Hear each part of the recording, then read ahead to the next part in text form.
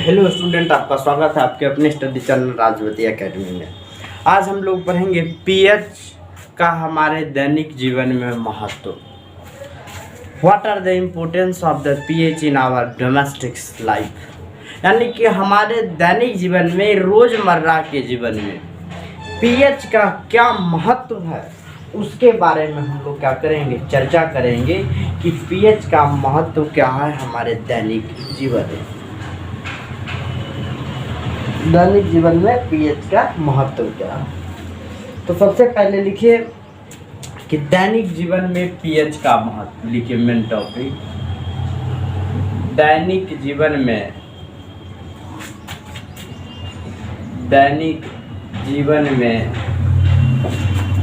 PH का महत्व, pH का महत्व। दैनिक जीवन में हमारे जितने भी डोमेस्टिक्स आर्टिकल्स होते हैं, खाद्य पदार्थ से लेकर के उपभोग के पदार्थ, उन सबों में पीएच का बहुत ही बड़ा इम्पोर्टेंस रहता है, महत्व रहता है।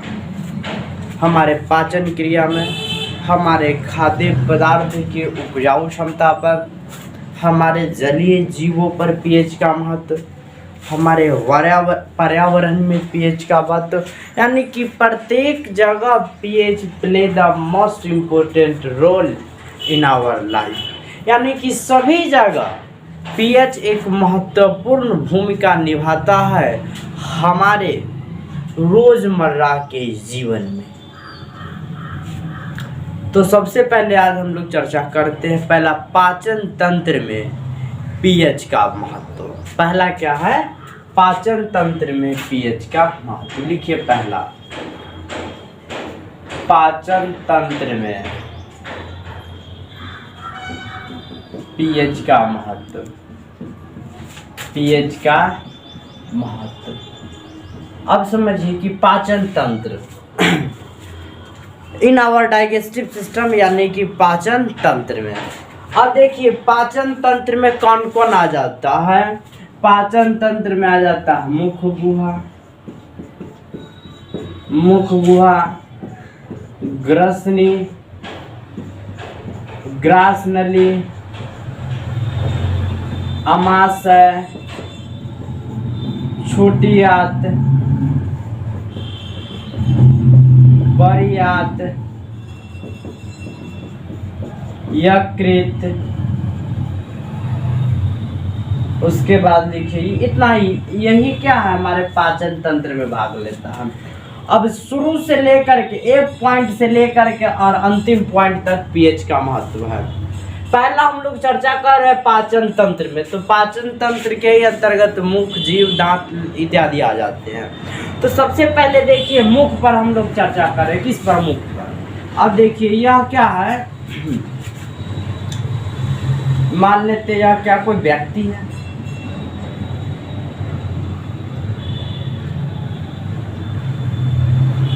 यही क्या है, कोई व्यक्ति है।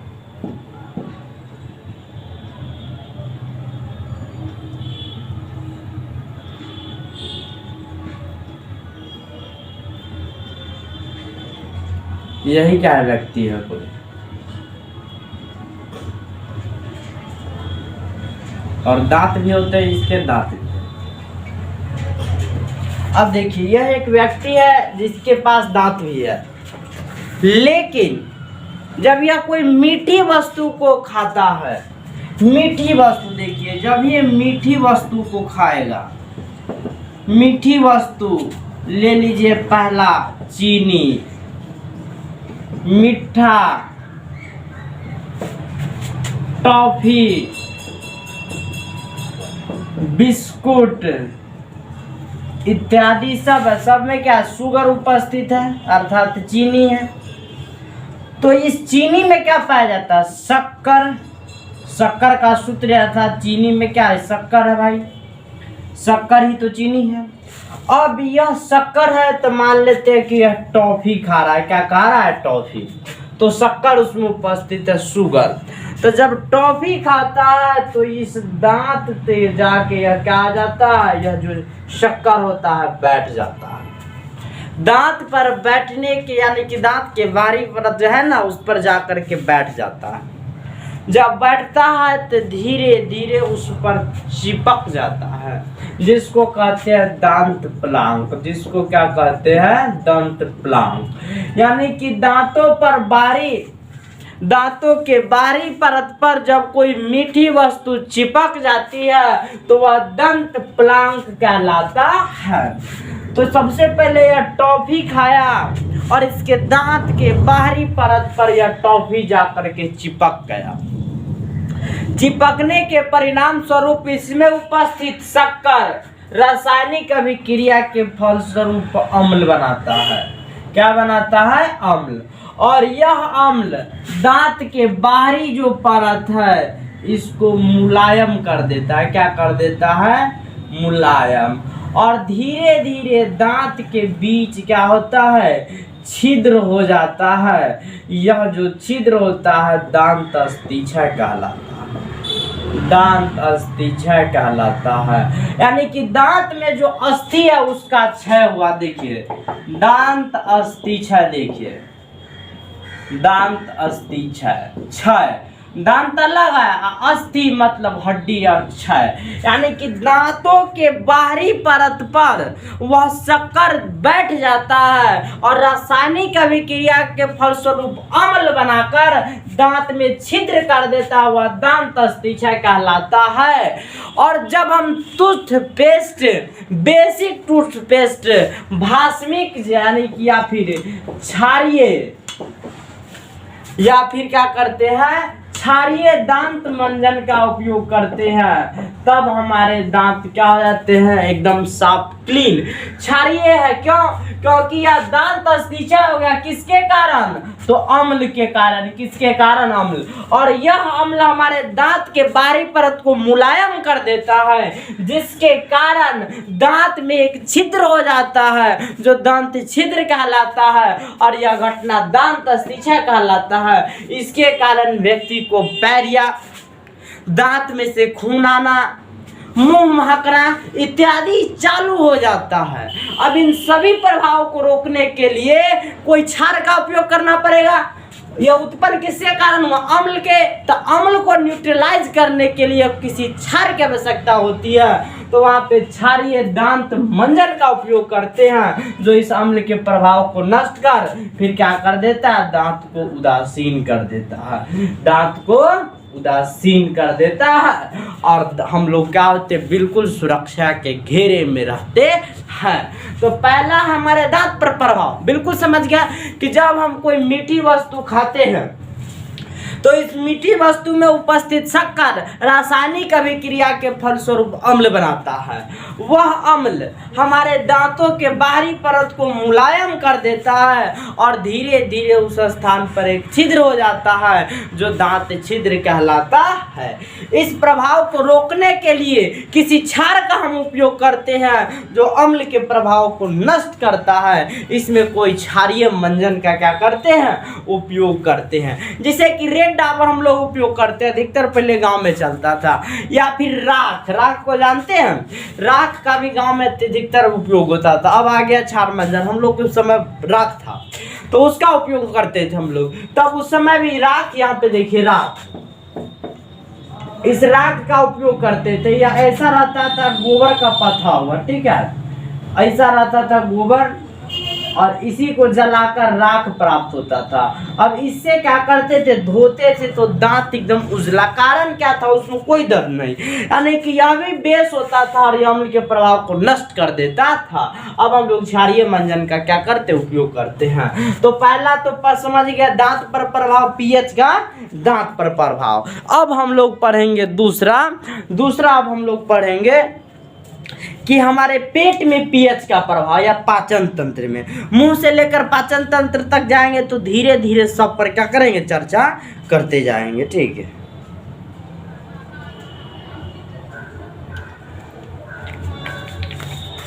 अब देखिए दूसरा क्या कह रहा है? दूसरा कह रहा है हमारे पेट पर प्रभाव पीएच का। अब दूसरा देखिए, हम इंक रख रहे थे। यह तो पहला समझ गया, दांत प्लांक दांत अस्थिज है क्या है। अब देखिए दूसरा, पेट पर प्रभाव पीएच का। पीएच का किस पे प्रभाव? पेट पर प्रभाव, हमारे पाचन तंत्र में पीएच का प्रभाव। अब देखिए कि हमारा जो यह अमाशय है, कौन यह अमाशय, यह हाइड्रोक्लोरिक अम्ल उत्पन्न करता है। कौन अम्ल उत्पन्न करता है? तो हाइड्रोक्लोरिक अम्ल उत्पन्न करता है।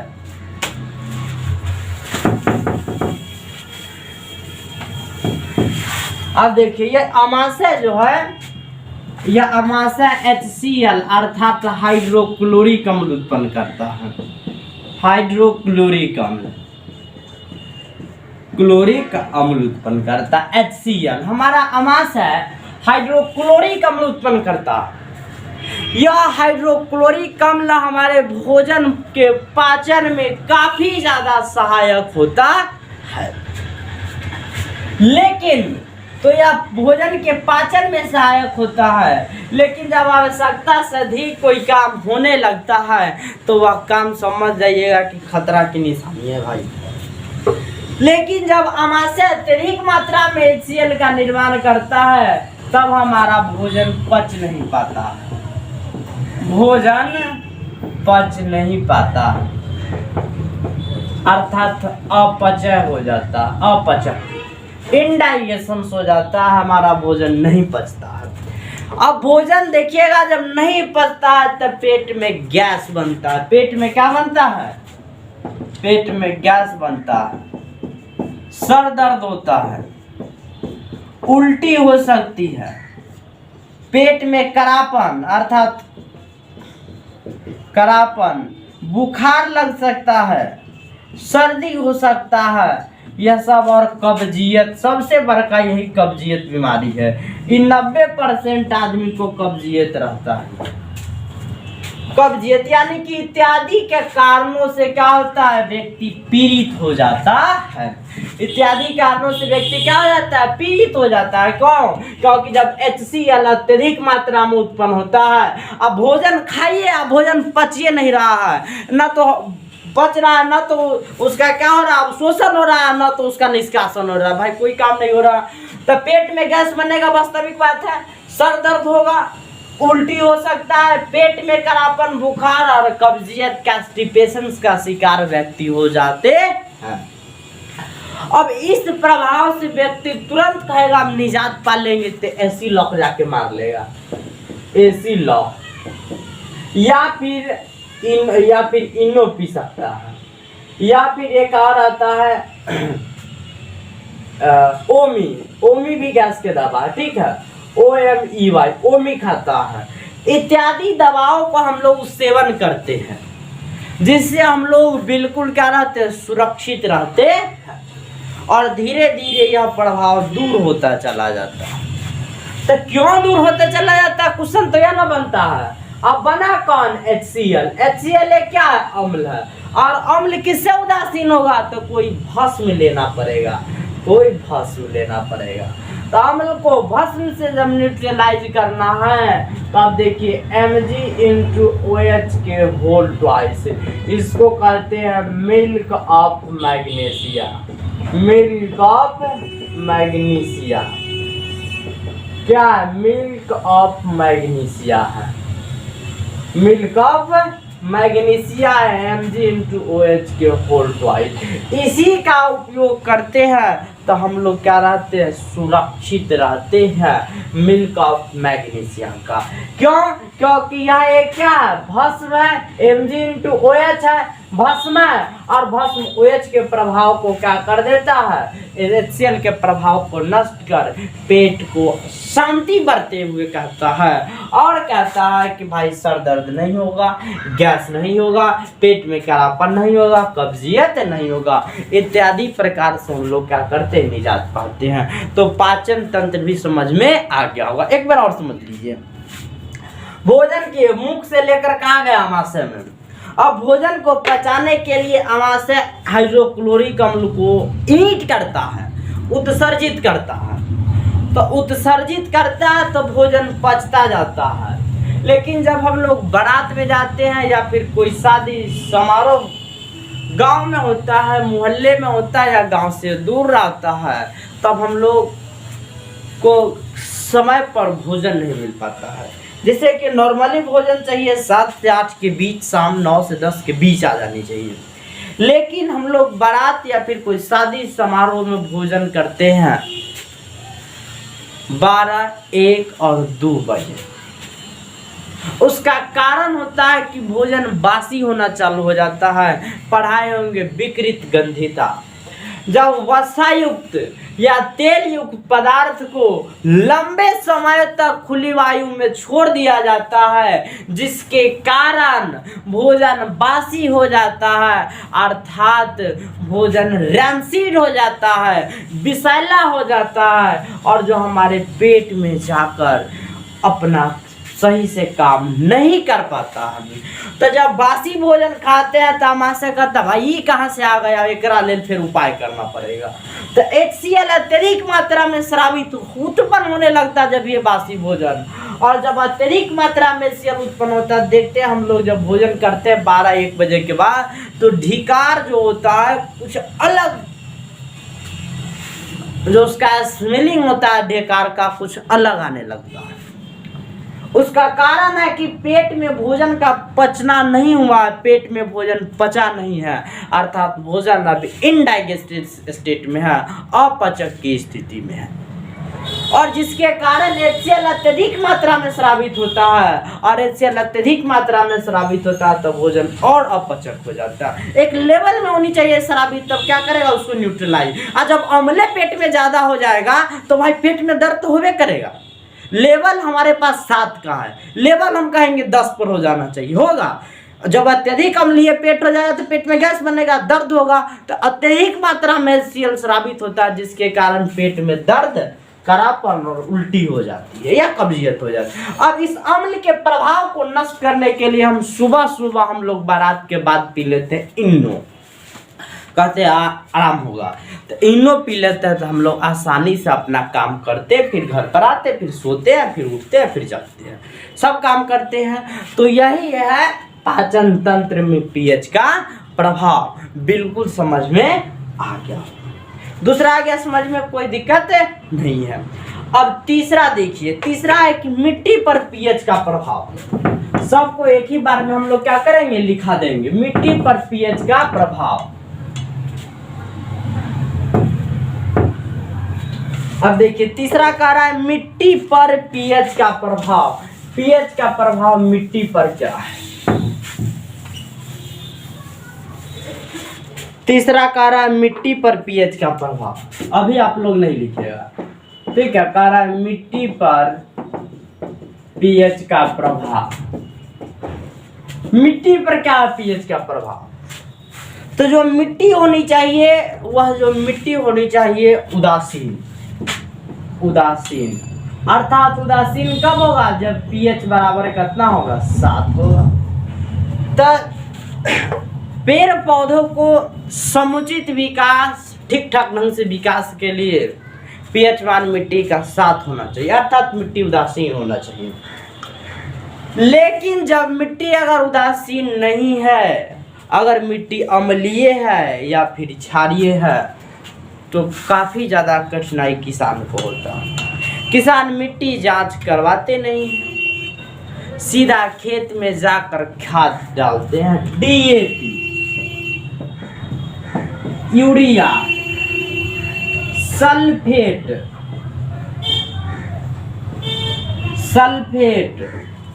उसके बाद पोटास इत्यादि का क्या करते, उपयोग करते हैं। लेकिन उन्हें यह पता ही नहीं है कि मेरा जो भूमि है उसका पीएच मान 7 से कम है कि 7 से ज़्यादा है कि 7 के ठीक ठाक है, किस खाद का हम उपयोग करें किसका न करें, उन्हें यह पता नहीं है। वो सीधा क्या करते, खाद छेड़ते, जिसके कारण मिट्टी में जो होता फसल, गेहूं, उसका विकास नहीं हो पाता, गेहूं, धान इत्यादि का विकास नहीं हो पाता। मिट्टी का पीएच मान अगर 7 रहेगा तब पर ही तभी क्या होगा, जितने भी पेड़ पौधे उनका विकास होगा। या फिर मिट्टी अम्लीय है या फिर क्षारीय है, तो उस स्थिति में मिट्टी में जो भी पौधे लगे हुए हैं उनका विकास ठीक ठाक ढंग से नहीं होगा। तो मिट्टी अगर उदासीन है तो क्या होगा, आसानी से विकास होगा। लेकिन मिट्टी अगर अम्लीय है या फिर क्षारीय है तो फिर विकास संभव नहीं होगा। ठीक है, मिट्टी यदि अम्लीय है, क्या है, अम्लीय है या फिर क्षारीय है, अगर अम्लीय है या फिर क्षारीय है तो इसमें जो पौधा लगा हुआ है उसका ठीक ठाक ढंग से विकास नहीं होगा।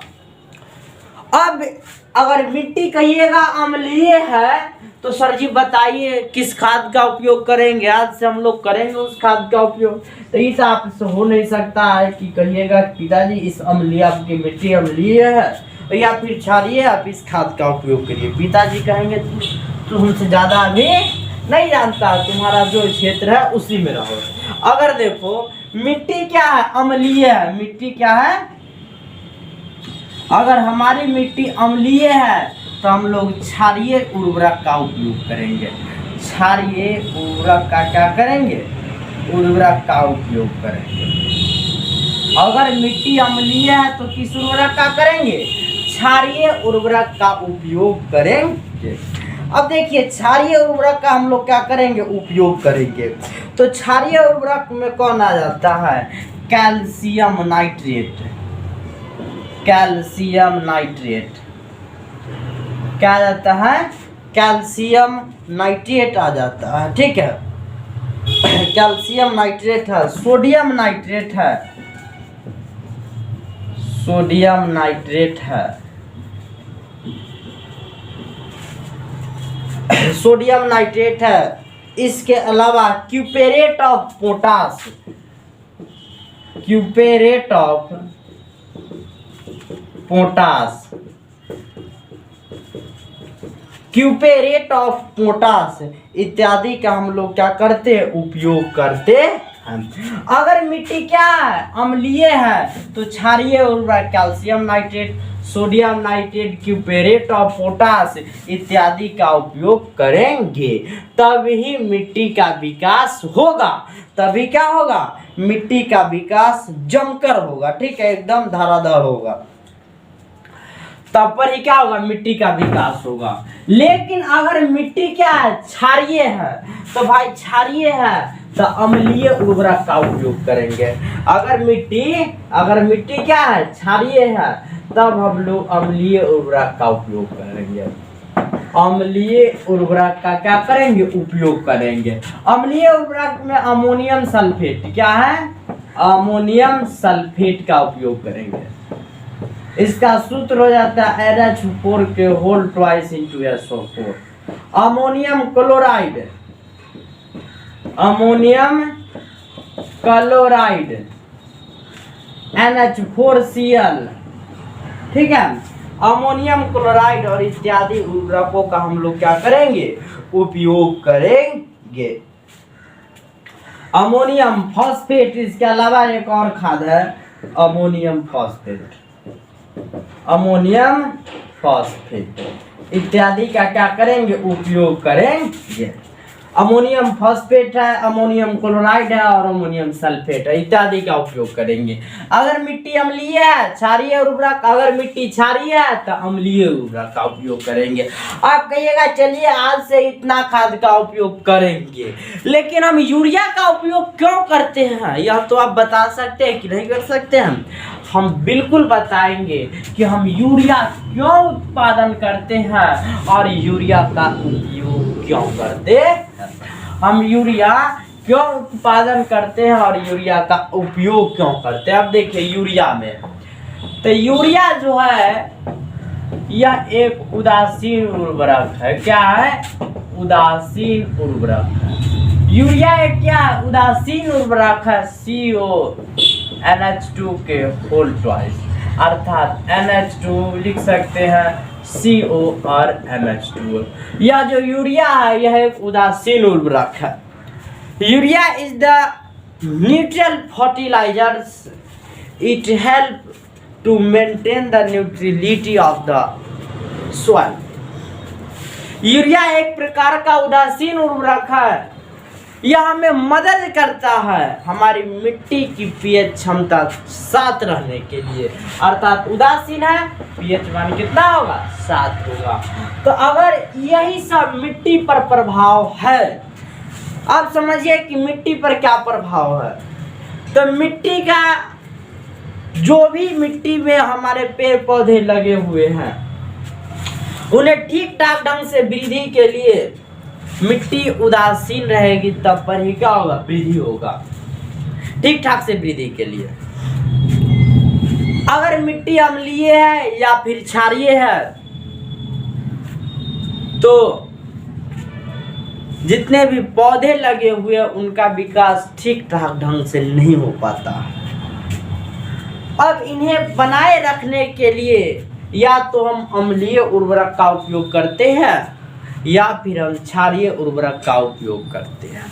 अगर हमारी मिट्टी अम्लीय हो चुकी है तो हम लोग क्षारीय उर्वरक का उपयोग करेंगे। क्षारीय उर्वरक में कैल्शियम नाइट्रेट, सोडियम नाइट्रेट, क्यूपेरेट और पोटास इत्यादि उर्वरकों का उपयोग करते हैं। अगर हमारी मिट्टी क्षारीय हो गई है तो अम्लीय उर्वरक का उपयोग करेंगे, ammonium sulphate, ammonium chloride, ammonium phosphate, क्योंकि अम्ल ही भस्म को क्या करता है न्यूट्रलाइज कर देता है और भस्म ही अम्ल को क्या करता है न्यूट्रलाइज करता है। बिल्कुल हम लोग पढ़ चुके हैं। अगर मिट्टी अम्लीय है, क्षारीय उर्वरक क्षारीय है तो अम्लीय उर्वरक का उपयोग करते हैं, तब जा करके हमारे पेड़ पौधों का वृद्धि और विकास संभव हो पाता है। अब देखिए, जब हम लोग धान की खेती करते हैं, इतना हम लोग बिल्कुल समझ गए, सब पौधा के लिए इतना, लेकिन धान के फसल के लिए हम लोगों का जो मिट्टी होना चाहिए वो अम्लीय होना चाहिए। धान के फसल के लिए कैसा मिट्टी होना चाहिए तो अम्लीय होना चाहिए, मिट्टी अम्लीय।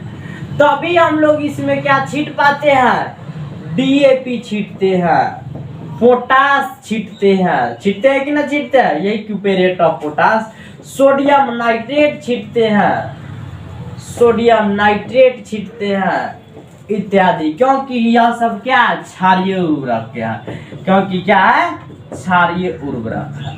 अब देखते होइएगा कि डाई अमोनियम फॉस्फेट, इसका उपयोग काफी अधिक मात्रा में होता है ड्यूरिंग द पैडी सीजन, यानी कि धान के सीजन में इसका उपयोग डीएपी है, पोटास है, सोडियम नाइट्रेट है, काफी तीव्र गति से लोग करते हैं और यह काफी कॉस्टली भी होता है। हमारे बिहार में लगभग 1300 से 1400 इसका रेट रहता है उस समय, और अदर स्टेट में 1200-1100 तक रहता है रेट। तो इत्यादि का हम लोग क्या करते हैं उपयोग, अगर धान के फसल के लिए अम्लीय मिट्टी आवश्यकता है। जैसे कि अब तेलहन है, जैसे कि दलहन फसल के लिए दलहन में कौन आ जाता है, तो दलहन में आ जाता है जैसे कि हम लोग लहरी जानते हैं, लहरी के लिए जो मिट्टी होनी चाहिए नाइट्रोजन युक्त मिट्टी होनी चाहिए। किसका युक्त, नाइट्रोजन युक्त, अर्थात लहरी को हम लोग आरी पर उगाते हैं। किस पर, आरी पर। देखते होइएगा कि यह 2 खेत है, दोनों खेत को आरी के द्वारा क्या करते हैं, अलग करते हैं। अब इसी आरी पर किसान क्या करता है, लहरी टोप देता है। कहिएगा सर जी तो लहरी बहुत तेजी से उगता है, धान से ज्यादा लहरी मनी दे देता है, कभी कभी धान से ज्यादा मनी नहीं देता है, बशर्ते धान से ज्यादा फलता और ज्यादा कॉस्टली भी होता है। क्योंकि दोनों ही खेत में हमने अगर यूरिया को छिड़काव किया तो यहाँ भी नाइट्रोजन जाके आरी पर रुक जाएगा, और रुकेगा तो दलहन पौधा काफी तेजी से बढ़ता है। तो नाइट्रोजन युक्त मिट्टी जब होगा तब उसका वृद्धि और विकास संपन्न हो जाएगा। तो 3 हम लोग पढ़े, दांत पर प्रभाव, पेट पर प्रभाव, मिट्टी पर प्रभाव। तो आज चलिए हम लोग क्या करते हैं, इसको सबसे पहले लिखते हैं। समझ चुके हैं, केवल हमको क्या करना है, लिखना है।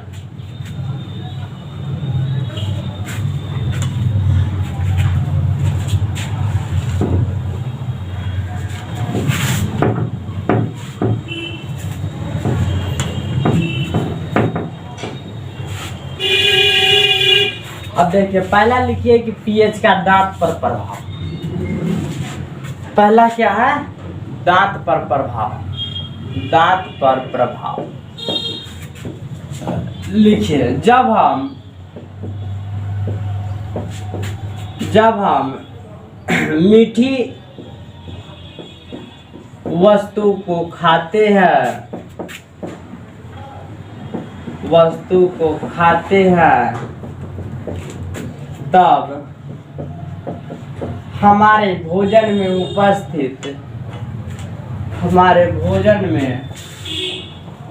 उपस्थित शक्कर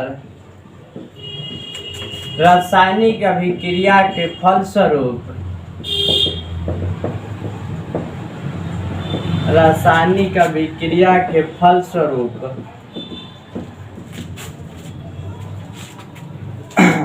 अम्ल बनाता है जो हमारे दांत के बाहरी परत को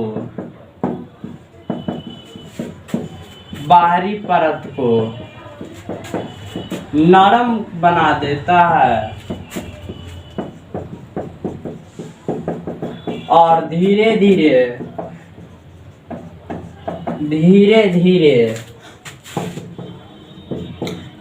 उस स्थान पर छिद्र हो जाता है। धीरे धीरे उस स्थान पर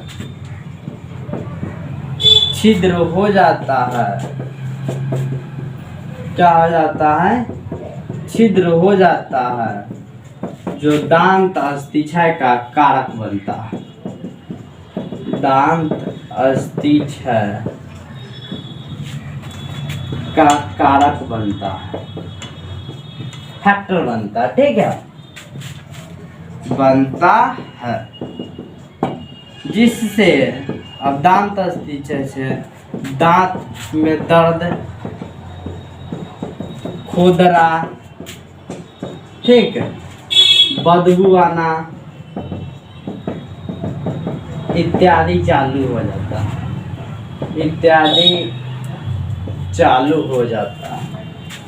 इत्यादि क्या हो जाता है?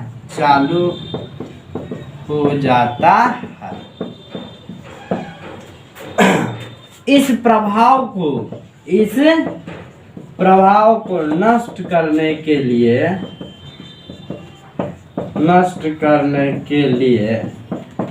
हम क्षारीय युक्त मंजन, क्षार या फिर क्षारीय मंजन का उपयोग करते हैं। क्षारीय मंजन का उपयोग करते हैं, जो अम्ल के प्रभाव को नष्ट कर देता है, जो अम्ल के प्रभाव को उदासीन कर देता है,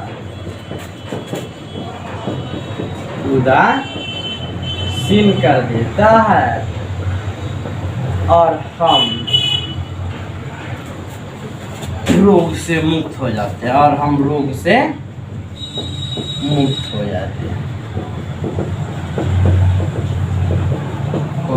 हैं। सबसे पहले इसको क्या कर लीजिए, नोट कर लीजिए। बिल्कुल दांत पर प्रभाव समझ में आ गया होगा। सबसे पहले इसको क्या कर लीजिए, नोट कर लीजिए। नोट कर लिए, कह रहा है कि जब हम कोई मीठी वस्तु को खाते हैं तो उसमें उपस्थित शक्कर रासायनिक अभिक्रिया के फलस्वरूप अम्ल बनाता है। वह अम्ल हमारे दांत के बाहरी जो परत दिख रहा है उसको क्या कर देता है? नरम कर देता है। नरम करने के पश्चात इस दांत के बाहरी परत में धीरे धीरे छिद्र होने लगता है, जो दांत अस्थिक्षय का कारक बनता है, जिसके कारण दांत से बदबू आना, दांत दर्द, खून इत्यादि की शिकायत चालू हो जाते हैं। अब इस प्रभाव को नष्ट करने के लिए, इस प्रभाव को दूर करने के लिए या नष्ट करने के लिए हम क्या करते हैं? क्षारीय मंजन का उपयोग करते हैं, जो क्या करता है? इसके प्रभाव को, अम्ल के प्रभाव को नष्ट कर या उदासीन कर देता है, रोग से मुक्त हो जाते हैं। दूसरा है मिट्टी पर प्रभाव, ठीक है। दूसरा पाचन तंत्र में, ठीक, नोट कर लिए होइएगा। दूसरा लिखिए पाचन तंत्र में। दूसरा देखिए पाचन तंत्र में पीएच का प्रभाव।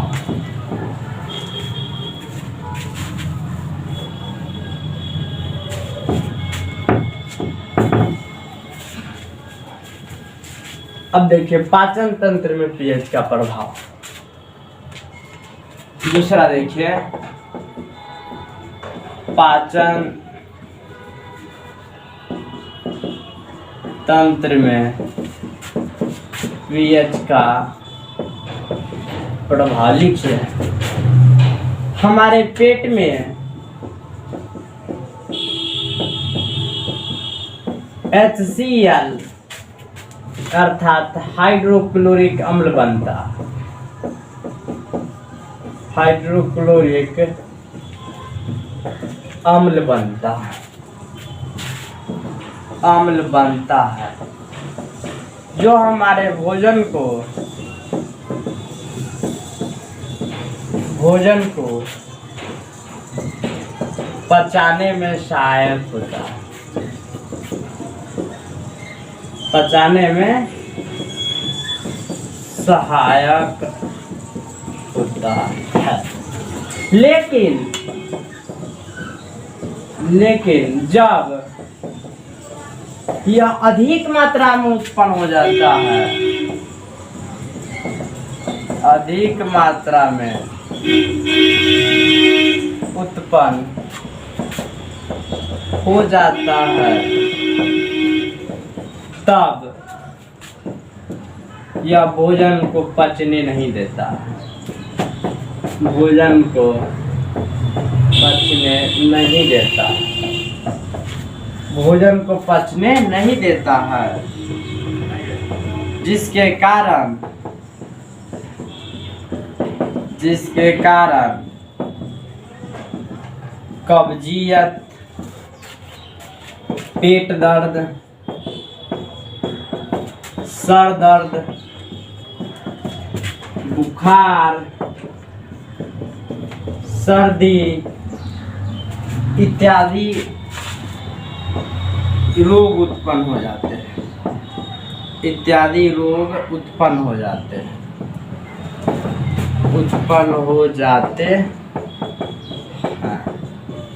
इस प्रभाव को दूर करने के लिए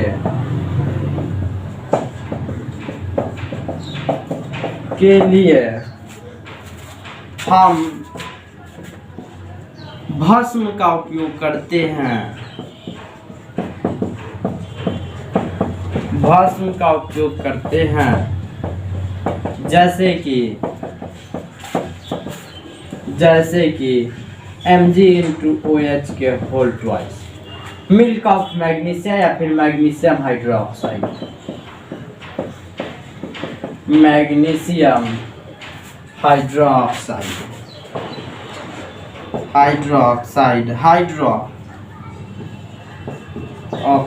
ठीक है, हाइड्रोक्साइड। ऐसे बेकिंग पाउडर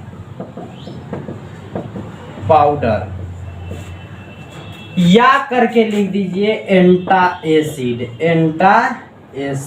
ठीक है, एंटाएसिड का उपयोग,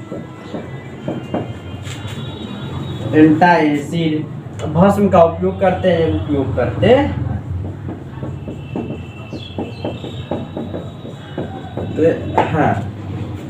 जो भस्म अम्ल के प्रभाव को नष्ट कर देता है, जो अम्ल के प्रभाव को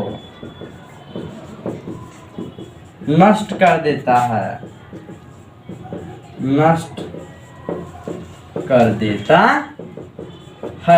और हम रोग से मुक्त हो जाते हैं, और हम रोग से मुक्त हो जाते हैं,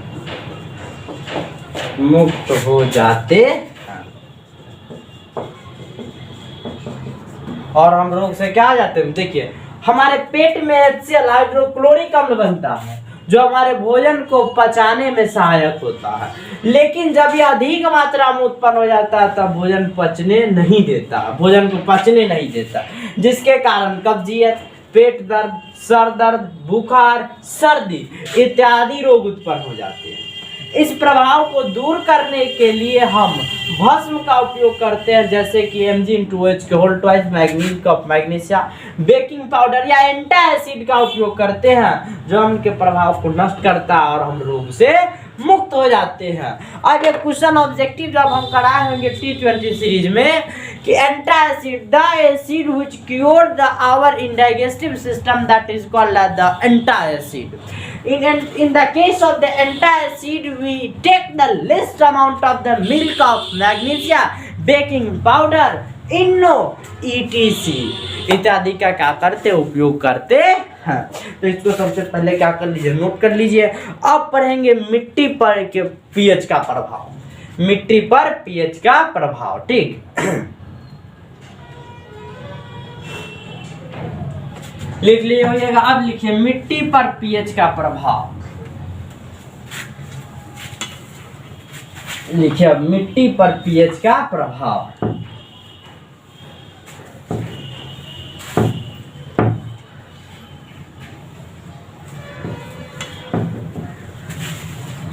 लिखिए मिट्टी पर पीएच का प्रभाव।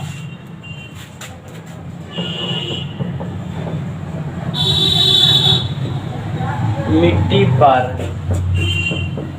पीएच का प्रभाव लिखिए सबसे पहले, लिखिए पेड़ पौधा के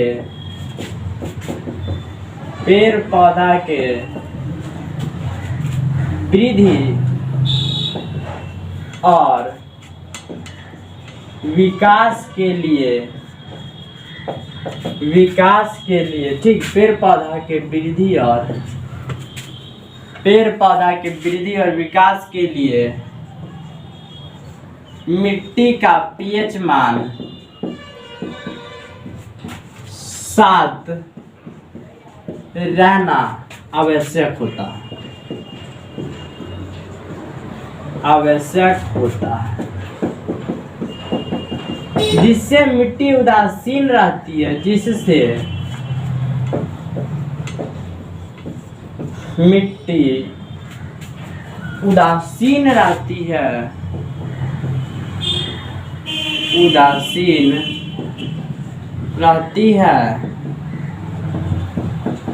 और पेड़ पौधे का विकास ठीक ठाक ढंग से हो पाता है, और पेड़ पौधे का विकास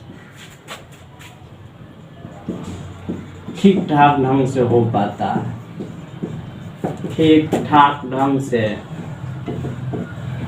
ठीक हो पाता।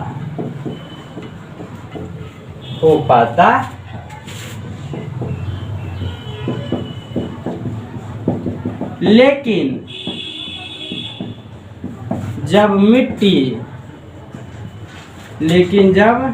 मिट्टी अम्लीय हो जाती है, अम्लीय या क्षारीय हो जाती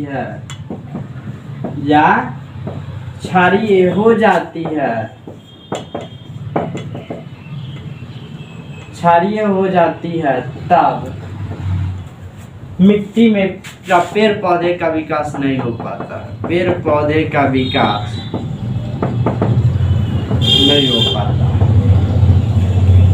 नहीं हो पाता है। इसके लिए अन्य उर्वरक का उपयोग करना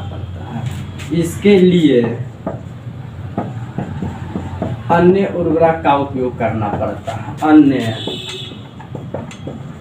उर्वरक का उपयोग करना पड़ता है,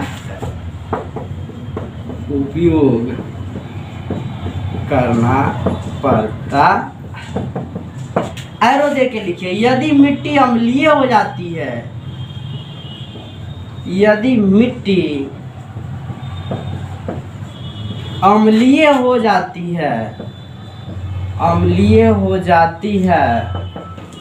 तब हम क्षारीय उर्वरक का उपयोग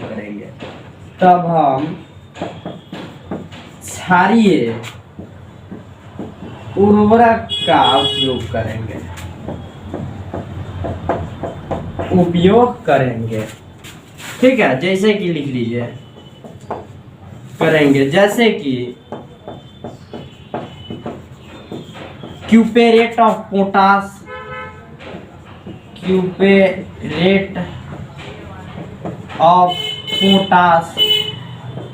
ठीक, सोडियम नाइट्रेट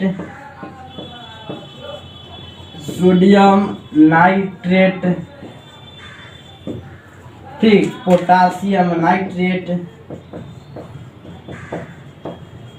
पोटासियम नाइट्रेट इत्यादि का उपयोग करेंगे,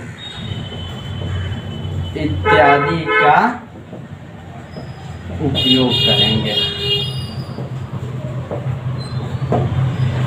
ठीक, सबसे पहले इतना क्या कर लिए, नोट कर लिए। कह रहा है कि पेड़ पौधे का वृद्धि और विकास, मिट्टी का पीएच मान 7 रहना आवश्यक होता है।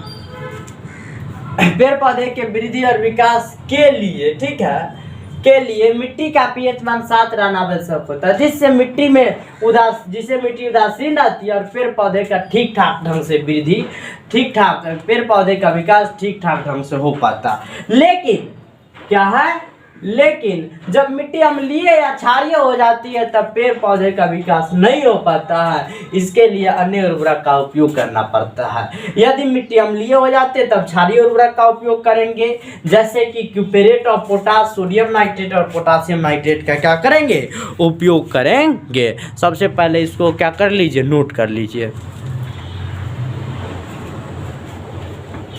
अब अगला, यदि मिट्टी अगर क्षारीय है तब अम्लीय उर्वरक का उपयोग करेंगे। इसको तो नोट कर लिए होइएगा। ठीक, लिखिए, यदि मिट्टी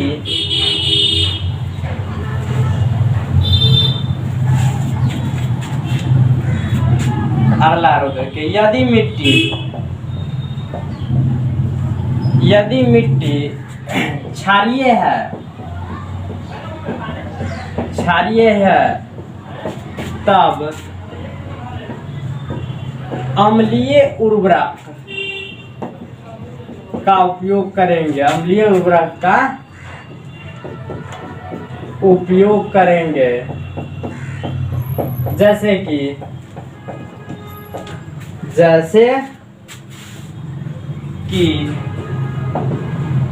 अमोनियम क्लोराइड,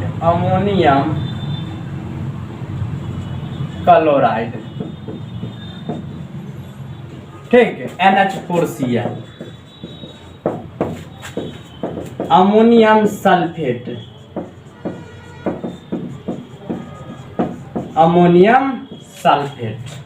ठीक है, अमोनियम क्लोराइड है, अमोनियम सल्फेट है, अमोनियम फॉस्फेट,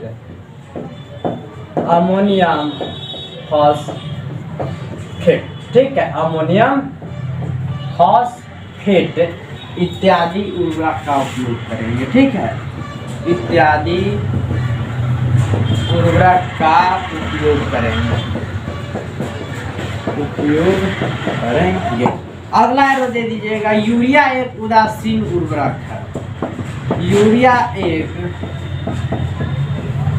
उदासीन उर्वरक है, सबसे ज्यादा बीबीआई यही रहा है। तो सबसे पहले इसको क्या कर लीजिए, नोट कर लीजिए। नोट कर लिया तो आगे का जो भी इसका पॉइंट है पीएच का प्रभाव, जैसे कि जलीय जीव पर पीएच का प्रभाव और प्राकृतिक द्वारा उदासीनीकरण की व्यवस्था, यह सब हम आगे के लेक्चर में पढ़ेंगे। तो आज के लिए इतना ही।